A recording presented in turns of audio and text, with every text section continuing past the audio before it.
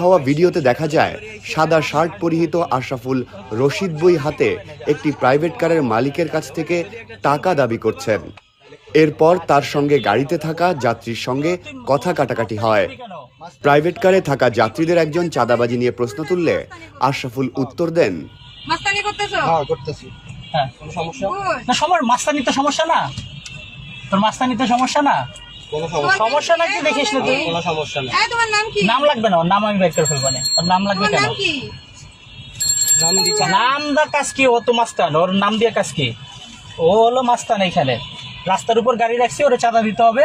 আমি চাঁদা দিলাম, তারপর হলো ওরে আমি দেখতেছি আমি কি। হ্যাঁ হ্যাঁ, দেখ।